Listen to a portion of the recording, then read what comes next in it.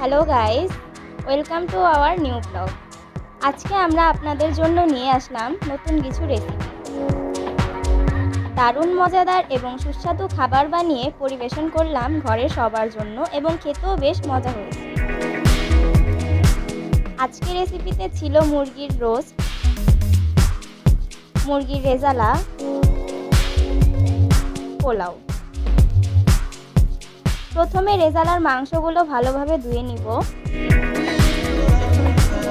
এরপর এক এক করে লবণ, আদা বাটা, রসুন বাটা, হলুদের গুঁড়া, মরিচের গুঁড়া, টক দই, সয়াবিন তেল, পেঁয়াজ কুচি দিয়ে সবগুলো একসাথে মিশিয়ে নিব। আস্ত কাঁচামরিচ মাঝে দিয়ে কেটে সাথে দিয়ে আবার ভালোভাবে মেখে নিব আর এভাবে রেখে দেব 1 ঘন্টার জন্য। এখন একটা কড়াইতে তেল গরম করে নিব। 1 চামচ লবণ আর 1 চামচ ঘি দিয়েছি।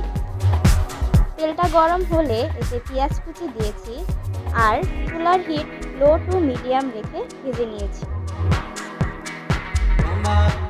পেঁয়াজগুলো একটু কালার আসতে তুলে নিয়েছি। এরপর মাংসগুলো রোস্টের সাইজ করে কেটে ধুয়ে লবণ দিয়ে মেখে একটু হালকা করে ভেজে নিব। এরপর গরম তেলে দারচিনি, এলাচ, পেঁয়াজ কুচি, আদা বাটা, রসুন বাটা দিয়ে একটু নেড়েচেড়ে দিলাম। শুকনো মরিচের গুঁড়া, পেঁয়াজ বাটা ও স্বাদ মতো লবণ দিয়েছি। তারপর রোস্ট মশলা আর টক দই মিক্স করে দিয়ে দিলাম। এরপর কাঠবাদামের পেস্ট দিলাম। এখানে চাইলে আপনারা টমেটো সস এবং কেওড়া জল দিতে পারেন।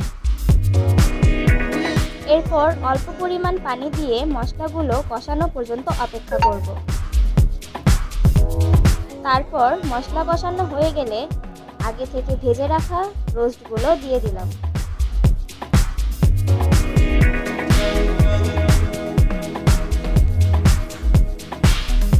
তারপর আবার একটু পানি দিয়ে নেড়েচেড়ে ঢেকে দিন।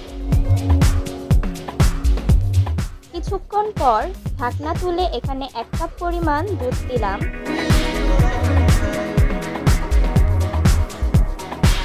তারপর আগে থেকে ভেজে রাখা পেঁয়াজের বেরেস্তা দিলাম। পরিমাণ মতো ঘি দিয়ে দিলাম।